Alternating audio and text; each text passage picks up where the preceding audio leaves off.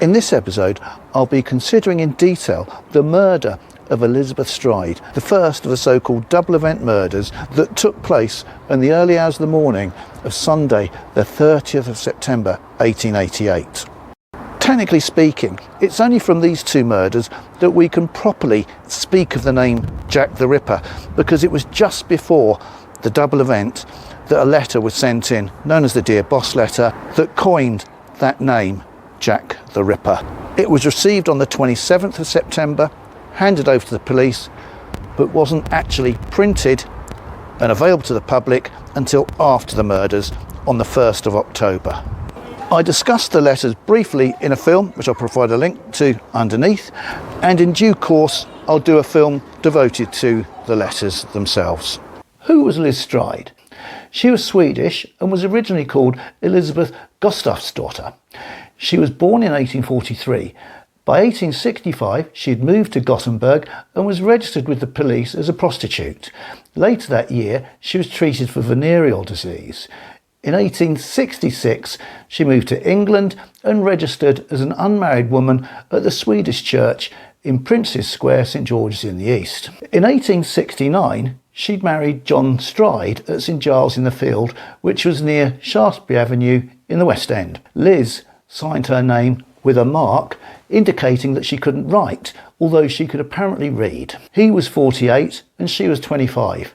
Quite an age gap. Soon after, they moved to Poplar in East London and opened a coffee shop on Upper North Street, and moved again in 1871 to 178 Poplar High Street, where they lived and ran a coffee shop up to 1874. By strange coincidence, Rose Mylett was murdered in December 1888 in Clark's Yard, which was between 182 and 184 Poplar High Street.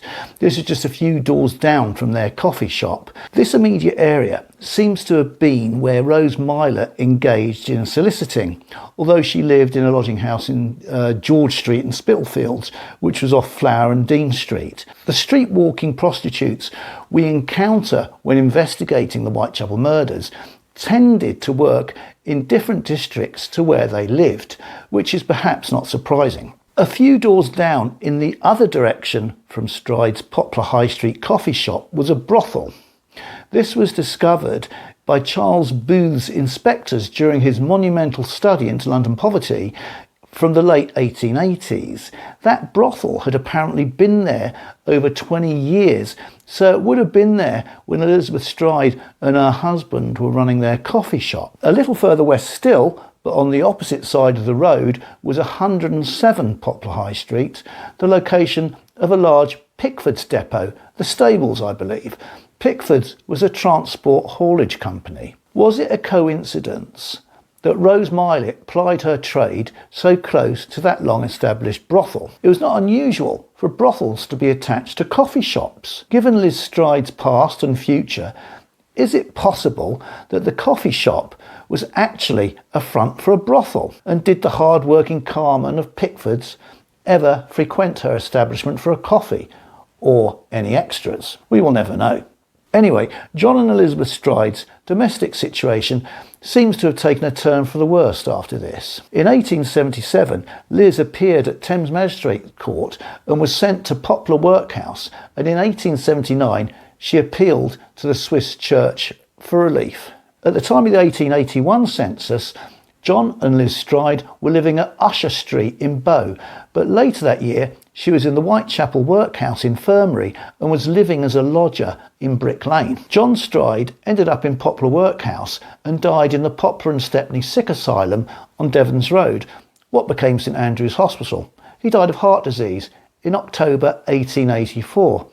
He was buried in the City of London Cemetery, where Polly Nichols and Catherine Eddowes were later to be buried. In 1885, Liz took up with a labourer called Michael Kidney. Although 7 years her junior, in contemporary sketches he looked somewhat older. Their relationship seems to have been relatively unstable. Around this time, Liz Stride created a fictitious backstory which she related to Kidney, random people she met at her lodging houses, and the Swedish church whenever she attended to claim charitable relief, which was quite frequently. She claimed that her husband and children died in a shipping disaster on the River Thames in 1878. A passenger ship on an excursion, the Princess Alice, collided with a much larger collier, the Bywell Castle. 600 to 700 people lost their lives either by drowning or by ingesting raw sewage that was discharged into the river right by that location. Liz also claimed that she suffered a mouth injury to her palate when she was escaping and someone kicked her, perhaps to explain the fact that she had lost some of her teeth. We know that her husband actually died in 1884, and her post-mortem report specifically stated that there was no damage to either a hard or soft palate.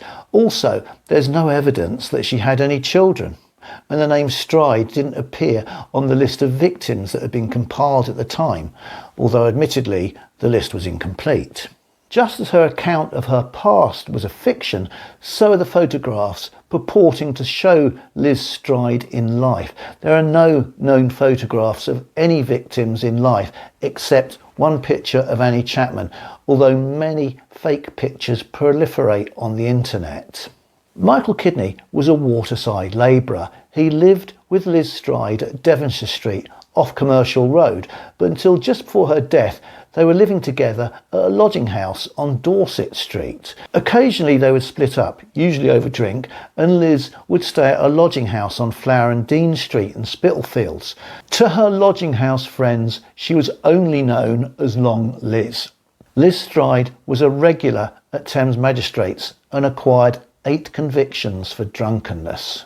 Several times over the next few years, Liz received alms from the Swedish Church, and in 1887 she is registered as an inmate at the Poplar Workhouse. Also in 1887 she charged Kidney with assault but didn't appear at Thames Magistrates Court to press charges. However, in July 1888 Kidney was jailed for 3 days for being drunk and disorderly and using obscene language. On Tuesday, September the 25th, 1888, Liz Stride and Kidney split up again.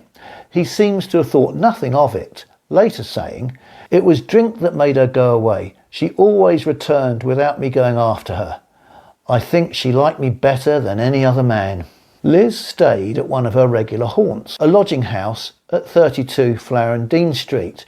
She told her friend Catherine Lane and the lodging house deputy Elizabeth Tanner that she had quarrelled with the man she was living with, although Kidney denied this. Now we'll move on to Elizabeth Stride's movements on the day preceding her murder, Saturday the 29th of September 1888. In the daytime she was paid 6pence to clean some rooms in her lodging house by Elizabeth Tanner. At 6:30 p.m. she had a drink with Tanner in the Queen's Head nearby and then returned to Flower and Dean Street. Between 7 and 8 she left Flower and Dean Street and gave Catherine Lane a large piece of green velvet for safekeeping. Stride showed Lane her 6pence, so clearly she hadn't spent it at this stage. That evening, Liz went south towards Commercial Road, where she was seen by a number of witnesses, or at least a number of witnesses claimed to have seen her, which isn't quite the same thing. The first witnesses were 2 men called Best and Gardner. It was about 11 p.m. and Liz was leaving the Bricklayers Arms on Settle Street with a man. The couple hesitated at the doorway as it was raining. According to Best, he was hugging her and kissing her, and as he seemed a respectably dressed man, we were rather astonished at the way he was going on with the woman, who was poorly dressed. Best then said, "Why don't you bring the woman in and treat her?" And then he said to the woman, "That's Leather Apron getting around you." The man didn't seem to appreciate being made fun of, and they soon left, going towards Burner Street. He described the man as being English-looking, short, with a dark moustache and sandy eyelashes, wearing a billycock hat, morning suit and coat. Best and Gardner later identified the body as being the woman they had seen when they visited the mortuary she had been taken to in the grounds of St George's in the East Church, which was open to virtually all comers to have a look to assist in the identification of the body. This account was given to a reporter from the Evening News.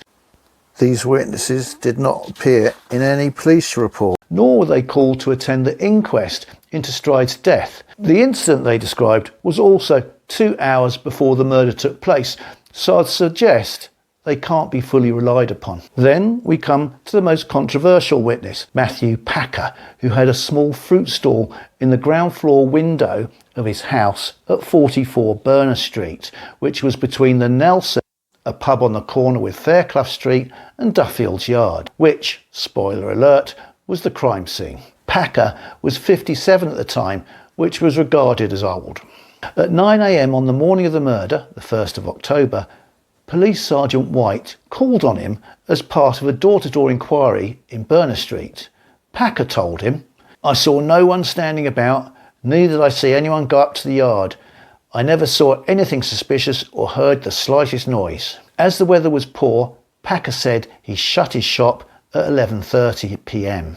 That day, a newspaper report claimed in her right hand were tightly clasped some grapes, and in her left she held a number of sweetmeats. The press was highly competitive, with each newspaper trying to outdo the other in getting a new exclusive angle on the murders. So the next day, the 2nd of October, 2 private detectives in the employ of the Evening News snooped around Duffield's Yard and claimed they found some grape stems in the drain. They then went to see Packer, which was the logical thing to do as his fruit stall was next door but one. Packer now changed his story, which appeared in the morning edition of the Evening News on the 4th of October. He said, "About 11:45 p.m, a man and woman came to his shop window and asked for some fruit. The man was middle-aged, perhaps 35 years, about 5 feet 7 inches in height, was stout, square build, wore a wide-awake hat and dark clothes, had the appearance of a clerk, had a rough voice and a quick, sharp way of talking." The story got more elaborate. The man asked his companion whether she would have black or white grapes. She replied, "Black." "Well, what's the price of black grapes, old man?" he inquired. "The black are 6pence and the white are 4pence, replied Packer. "Well then, old man, give us half a pound of the black." They then crossed the road and stood on the pavement almost directly opposite the shop for a long time, more than half an hour. It'll be remembered that the night was very wet, and Packer naturally noticed the peculiarity of the couple standing so long in the rain. He observed to his wife, "What fools those people are to be standing in the rain like that." This will have taken the time past 12:15 a.m. The couple then supposedly crossed back over the road towards Duffield's Yard, but Packer shut his shop and saw them no more. A reporter from the Evening News went and saw Packer himself, and he repeated the same story he had told the private detectives. They then had the following interesting exchange. "Well, Mr. Packer, I suppose the police came at once to ask you and your wife what you knew about the affair as soon as ever the body was discovered." "The police? No, they haven't asked me a word about it yet. A young man in plain clothes came here on Monday and asked if he might look at the yard at the back of our house so as to see if anybody had climbed over, but he didn't put any questions to us about the man and the woman." Packer reiterated, "No detective or policeman has ever asked me a single question nor come near my shop to find out if I knew anything about the grapes the murdered woman had been eating before her throat was cut." On the 4th of October, the private detectives took Packer to the mortuary and he identified Stride as the woman he had seen. Meanwhile, the police had seen the Evening News article. It was obviously embarrassing for Sergeant White, who had been tasked with interviewing the residents in that part of Berners Street, although Packer had been careful to say that no policeman had asked him about a couple buying grapes. But then, why would Sergeant White have asked such a specific question? Besides anything else, no grapes had been found at the crime scene. Sergeant White was dispatched to establish why Packer's new account was so much at variance with his original version of events. White found Packer at the mortuary with the private detectives, but they gave White the brush off. Later, White saw the 2 detectives take Packer off in a hansom cab to Scotland Yard. Once there, Packer changed his story again slightly. Now, he said, he sold the grapes at 11 p.m. He described the man as aged 25 to 30, about 5'7", with long black coat buttoned up, soft felt hat, kind of Yankee hat, rather broad shoulders, rather quick speaking, rough voice. He thought the man was a clerk and said the woman had a flower on her jacket. He said they listened to some music coming out of a building. At 11:30 p.m, he said he pulled down his shutters. This is similar to the account that appeared in the press, except the timing is earlier and clashes with when Stride was supposedly seen at the Bricklayers Arms. I suspect the private detectives suggested a later time to Packer to bring his alleged sighting closer to the time when Elizabeth Stride was murdered, to give their story more relevance. But because of the differences in time and the wholly different account given earlier to Sergeant White, Packer was regarded as an unreliable witness. The private detectives were Charles Legrand and J.H. Batchelor. I will come back to them in a future episode. At 11:45 p.m, William Marshall, a labourer, was standing outside his front door on 64 Berners Street, a little to the south of Packer's shop, when he noticed a man and a woman talking almost opposite him. He described the man as middle-aged, 5 foot 6 inches tall, rather stout and decently dressed, wearing a small black cutaway coat and dark trousers, and a round cap with a small peak, as a sailor might wear. Although he also said he looked like a clerk and seemed educated and mild by the way he spoke. They were there for some time smooching. He heard the man say, "You would say anything but your prayers." After a while, they passed on towards Ellen Street, away from the crime scene. Marshall identified the woman as Stride when he was taken to the mortuary. As an interesting sideline, William Marshall's wife, Mary Ann Marshall, was the informant, the person who notified the registrars when Charles Lechmere's sister, Emily Charlotte, died in 1869. Both families were then living in Mary Ann Street, which was just behind Berners Street. This proves nothing beyond indicating that the Lechmere family were very much embedded in the district. Emily's death certificate throws up two significant details. Firstly, she's listed as Emily Charlotte Lechmere, not Cross, even though she was living in the same household as her bigamous stepfather, Thomas Cross. Secondly, her father is listed as Charles Lechmere, when of course he was her brother. Her father was John Lechmere. During Thomas Cross's lifetime, the official records about this family, his marriage certificate, the 1861 census and Emily's death certificate, all had erroneous details which drew a cloud over the bigamous marriage. This diversion might bemuse new viewers, but old hands will see the significance of these matters as they've been discussed in previous films. But back to the witnesses. At 12:35 a.m, the local beat policeman, PC William Smith, saw a woman and a young man opposite the International Working Men's Educational Club on Berners Street. This was immediately adjacent to Duckfield's yard. This was an anarchist and socialist club, mostly frequented by recent Jewish migrants. There had been a meeting going on in the building, but now there was an after party with music and singing. He noticed that the woman had a flower on her jacket. He described the man as being respectable looking, about 28 years old, 5 foot 7 inches tall, wearing a dark overcoat, dark trousers and a dark hard felt deerstalker hat. He was carrying a parcel wrapped in newspaper, about 18 inches long and 6 or 8 inches wide. He recognised Stride when he later saw her at the crime scene and also at the mortuary.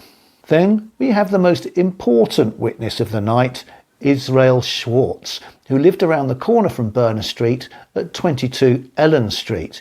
He gave a statement to the police on the evening of the murder, saying that at 12:45 a.m, turning into Berners Street from Commercial Road and having got as far as the gateway where the murder was committed, he saw a man stop and speak to a woman who was standing in the gateway. The man tried to pull the woman into the street, but he turned her around and threw her down on the footway, and the woman screamed 3 times, but not very loudly. On crossing to the opposite side of the street, he saw a second man standing lighting his pipe. The man who threw the woman down called out, apparently to the man on the opposite side of the road, "Lipsky," and then Schwartz walked away. But finding that he was followed by the second man, he ran as far as the railway arch, but the man didn't follow so far. Schwartz cannot say whether the two men were together or known to each other. Upon being taken to the mortuary, Schwartz identified the body as that of the woman. He then described the first man, who is usually referred to as the broad-shouldered man, aged about 30, height 5 foot 5 inches, complexion fair, hair dark, small brown moustache, full face, broad-shouldered, dress, dark jacket and trousers, black cap with peak. And the second man, who's usually referred to as Pipe Man, must have been by the pub called the Nelson. Age 35, height 5 foot 11 inches, complexion fresh, hair light brown, moustache brown, dress dark overcoat, old black hard felt hat, wide brim, had clay pipe in his hand. Schwartz also gave a newspaper interview which appeared in the Star, which deviated a little from his statement to the police. When he came homewards about 1:15, as he turned the corner from Commercial Road, he noticed some distance in front of him a man walking as if partly intoxicated. He walked on behind him, and presently he noticed a woman standing in the entrance to the alleyway where the body was afterwards found. The half-tipsy man halted and spoke to her. The Hungarian saw him put his hand on her shoulder and push her back into the passage, but feeling rather timid of getting mixed up in quarrels, he crossed to the other side of the street. Before he had gone many yards, however, he heard the sound of a quarrel and turned back to learn what was the matter. And just as he stepped from the curb, a second man came out of the doorway of the public house a few doors off and shouted out some sort of warning to the man who was with the woman, rushed forward as if to attack the intruder. The Hungarian states positively that he saw a knife in the second man's hand, but he waited to see no more. He fled incontinently. The main difference between the two accounts are that the second man shouted out rather than the first man, and the second man had a knife rather than a pipe. If you've liked this episode so far, then please subscribe and like. Keep on watching, because I've got plenty more very interesting information to come. Also at 12:45 a.m, we have the sixth and final witness who saw or claimed to see Liz Stride alive. James Brown said he saw a man and woman by a school on Fairclough Street. As he passed, he heard the woman say, "No, not tonight, some other night." This attracted Brown's attention. He described the man as being about 5 foot 7 inches in height, stoutish build, and wearing a long coat almost down to his heels. He admitted that the place they were standing was dark and couldn't see much. He said he was almost certain the woman was Stride. The timing of this sighting clashes with that of Schwartz. In previous films, I've spoken at length about the unreliability of witnesses.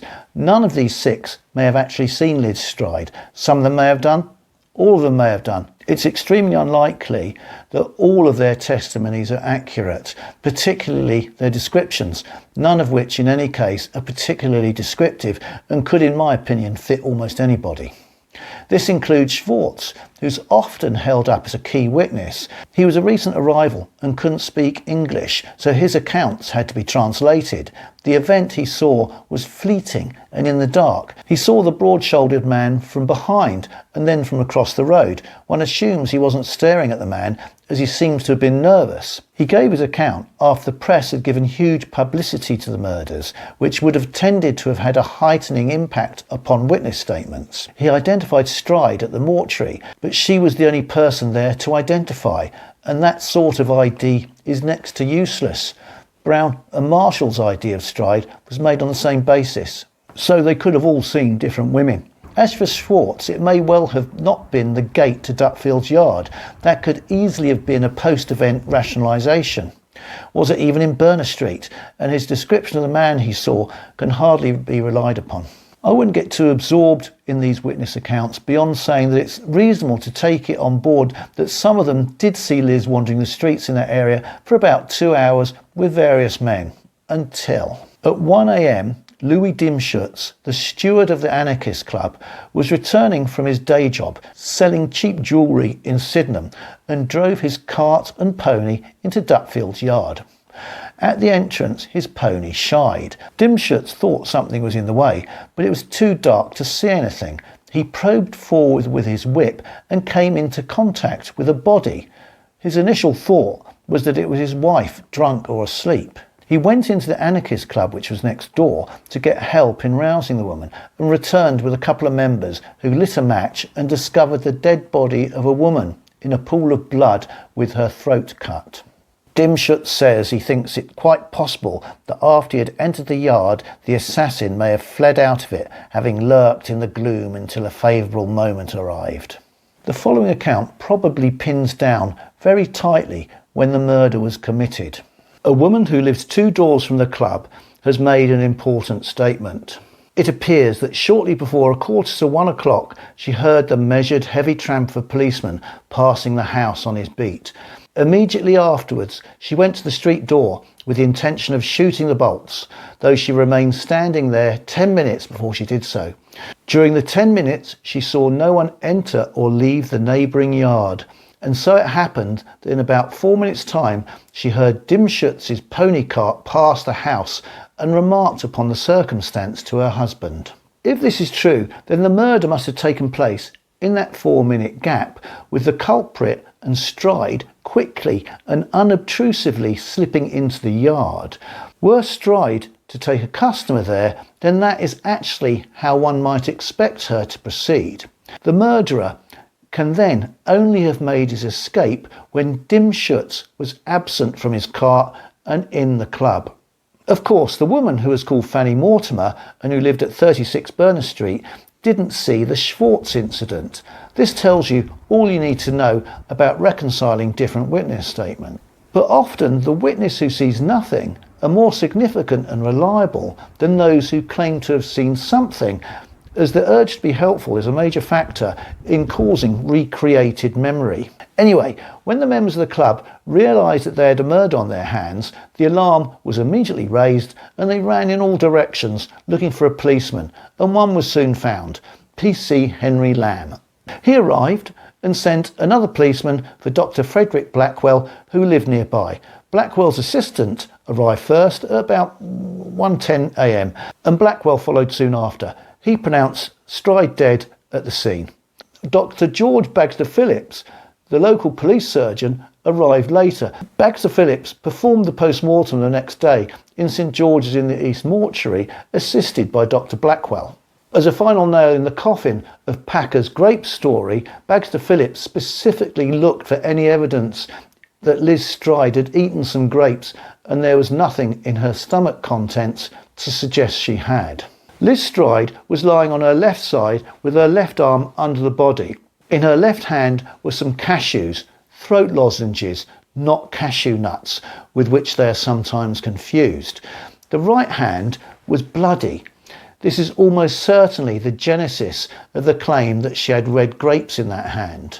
She was close to and facing the wall of the club with her legs drawn up. She was still warm. Her scarf was tightly drawn around her neck, suggesting that her killer had pulled it. A flower was still attached on her jacket. The inquest commenced on Monday the 1st of October at the Vestry Hall of St George's in the East, presided over by Wynne Baxter, the coroner who had also overseen the inquests into the deaths of Mary Ann Nichols and Annie Chapman.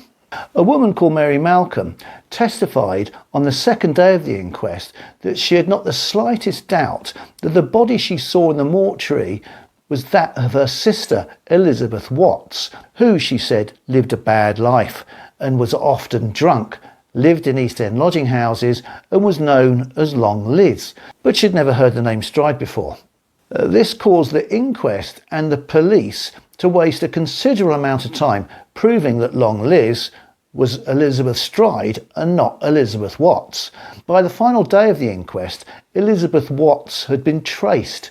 She had remarried and was now called Elizabeth Stokes, and stated that her sister Mary had told the court a pack of lies. With Packer and Malcolm, no wonder Robert Anderson, head of the Criminal Investigation Department at Scotland Yard, was to say, "The activity of the police has been to a considerable extent wasted through the exigencies of sensational journalism and the action of unprincipled persons who, from various motives, have endeavoured to mislead us." The initial police response to the murder of Liz Stride was much more efficient compared to what had happened in Bucks Row after Polly Nichols was murdered, which is hardly surprising. Members of the Anarchist Club were rounded up, searched, individually questioned and had their details taken. The residents of Berners Street were questioned, which resulted in the various witness testimonies that I went through earlier. 80,000 leaflets were circulated asking for information. Lodging houses were visited and 2,000 inmates questioned. The Thames Police checked the docks, and for some reason there was extended inquiry as to Asiatics present in London. More pertinently, perhaps, 76 butchers and slaughterers have been visited, and the characters of all the men employed inquired into. This embraces all servants who have been employed for the past 6 months. Greek gypsies and 3 cowboys attached to the American exhibition were also given special attention. The latter, no doubt, because of those Yankee hats that were supposedly seen on the streets of Whitechapel. Those who came to the police's attention were closely questioned as to their whereabouts, and this was verified where possible. The police paid particular attention to the name Lipski. It'll be remembered that Schwartz claimed that one of the 2 men he saw shouted out that name. Lipski was the name of a Jewish murderer who had killed a woman called Miriam Angel in Batty Street, the next street over from Berner Street, and had been executed by hanging in 1887, just the year before. Inspector Aberline came to the conclusion that Lipski was an anti-Jewish slur used in the area, and as Schwartz had a pronounced Jewish appearance, that was why one of the men shouted it at him. It was also considered whether one of the men Schwartz saw was called Lipski.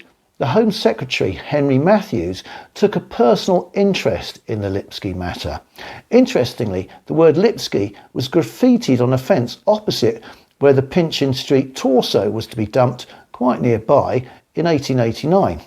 On Friday the 19th of October, the Police Gazette, which was an internal publication, issued the following descriptions, which were based on those given by P.C. Smith and Schwartz. At 12:35 a.m, 30th September, with Elizabeth Stride, found murdered at 1 a.m, same date in Berner Street. A man, aged 28, 5 foot 8 inches, complexion dark, small dark moustache, dress, black diagonal coat, hard felt hat, collar and tie, respectable appearance, carried a parcel wrapped up in newspaper. At 12:45 a.m, 30th, with same woman in Berner Street.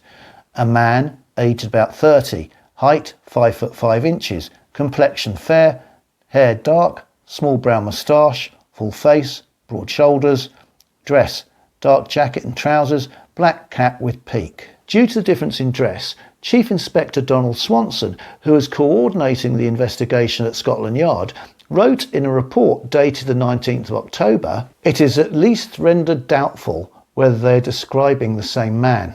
As Schwartz's sighting was the later of the 2, the man Schwartz saw and described is the more probable of the 2 to be the murderer. But even that was 15 minutes before the presumed murder, so Swanson, scratching his head, added, "is not clearly proved that the man that Schwartz saw is the murderer." In this same report, Swanson stated that Liz Stride was a prostitute. Was he being a misogynistic policeman? Since the publication of Hayley Rubenhold's book, The Five, which is a biography of the 5 so-called canonical victims of Jack the Ripper, it's become fashionable to suggest that there's no evidence that these victims were prostitutes and were actually murdered while sleeping rough.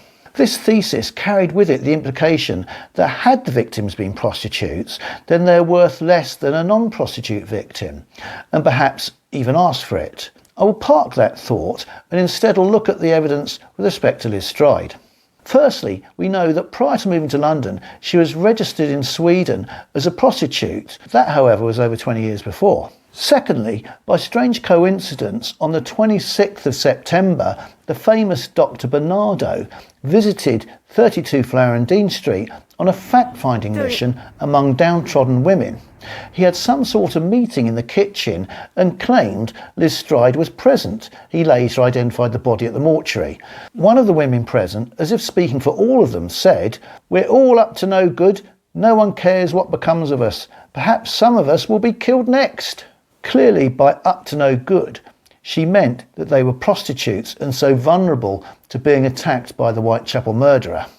Thirdly, we know that when she left her lodgings for the last time, she had money on her and so had no need to sleep rough in the streets. Fourthly, Dutfield's yard was hardly a suitable spot for a rough sleeper to bed down for the night.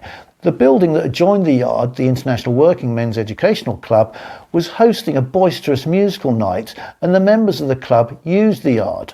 Fifthly, from when she left the Bricklayer's Arms of the man, she was seen over the next 2 hours until she met her death, in the area around Berners Street in the company of several different men, displaying the sort of behaviour one would expect of a street-walking prostitute soliciting for customers. Sixthly, we have that coffee shop on Poplar High Street, almost sandwiched between the brothel and Rose Milet's street-walking spot, and the need she felt to cover up her past by claiming her husband and non-existent children had died in the Princess Alice disaster. Seventhly, the people she mixed with at Flower and Dean Street regarded her as an occasional prostitute. Her usual occupation was that of a charwoman, and it was only when driven to extremities that she walked the streets. Liz Stride certainly also made money from other sources, cleaning for example, but the evidence that she was engaged in casual prostitution is overwhelming, probably whenever she periodically split up with Kidney, and this explains how she met her fate. She was vulnerable to a psychopathic serial killer intent on satisfying his own despicable urges. None of this makes her life worthless, nor her death any less tragic. The police at the time certainly took it very seriously, as did the population at large. Liz Stride's funeral took place on Saturday the 6th of October, just under a week after her murder. She was buried in the East London Cemetery. Of all the Jack the Ripper victims, she's the only one to have a proper grave, although it's quite recent and was constructed by cemetery workers. This part of the cemetery has been reused and the ground level built up, so I'm slightly doubtful that the grave is on exactly the correct spot. But nevertheless, it's a very nice gesture. So this is the story of Liz Stride, who met her tragic end here on Berners Street in what is now a schoolyard. Duffield's Yard is no more, and even the name Berners Street has been eradicated. It's now called Henrique Street.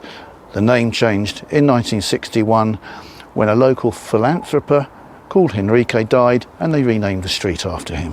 Just for a bit of local history, the building directly opposite Duffield's Yard was a school. In the 20s, it was taken over as a local, so that you call it a community centre, and Sir Basil Henrique was one of the driving forces behind this building being changed, and that's why it's now called Henrique Street. It should be noted that there's an incredible amount of detail available to us when we're reinvestigating these murders, and I've greatly simplified things to avoid this film running on to several hours. No one, of course, was ever charged, still less convicted, of the murder of Liz Stride, or indeed any of the other Whitechapel victims. In the next episode, I'll try and answer the question, who killed Liz Stride?